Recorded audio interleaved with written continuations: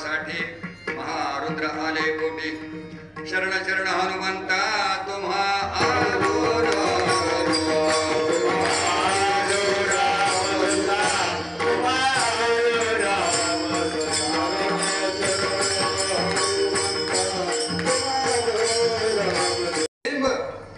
प्रभू रामचंद्रांच्या गालावर पडला आणि ते जागे झाले. पाहतात तर सीतेच्या कपाळाला जखम.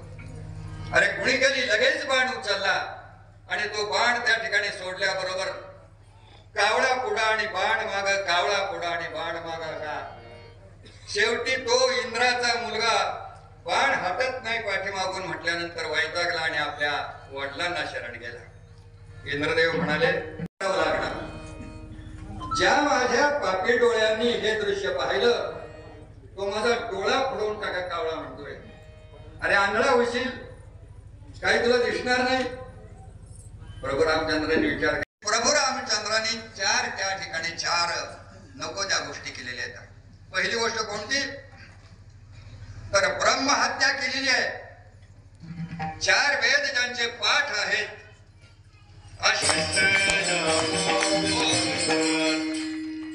घेतला जातो तो म्हणजे वालीचा वध केला. उठलेला माणूस म्हणला की कपट्याने वालीचा वध केलेला आहे. बसलेली आहे.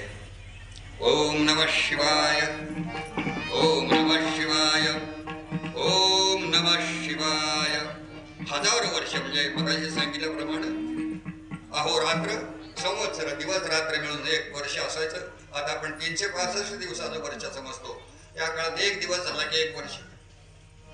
अशी ते हजारो वर्ष तपश्चर्या करत बसलेली होती.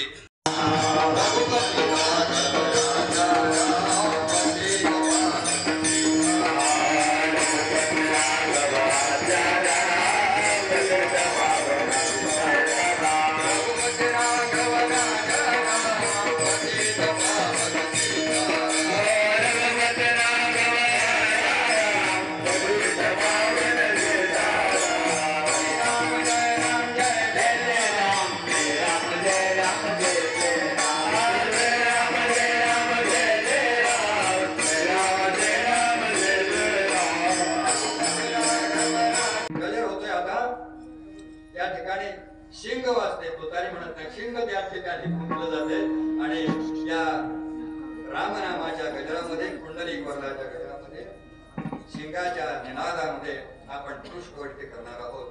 कुंडलिका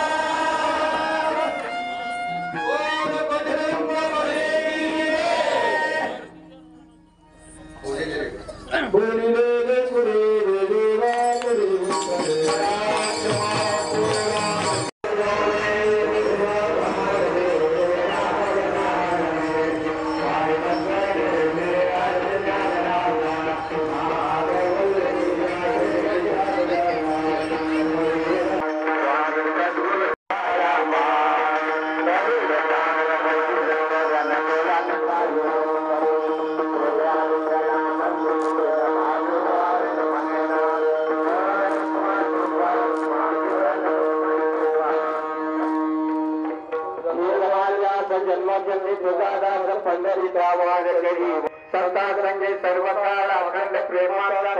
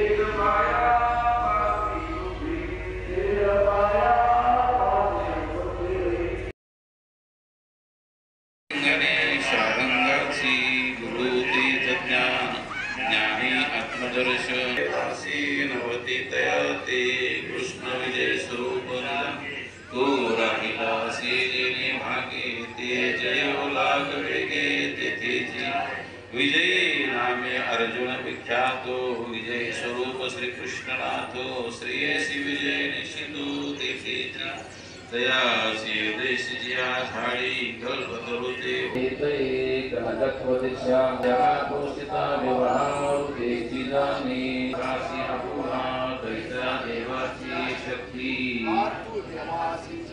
बरी किंबहुना ऐसा नोका कारण दासे श्री कृष्ण पूर्ण संदेहो एक ने करी भाव विषयची होय म्हणून एक विजय समस्तो अभ्युदय तीर्थ जय रसाचे साचे हे म्हणतुमसे परिया होलाचे ध्रुव सीमाना देत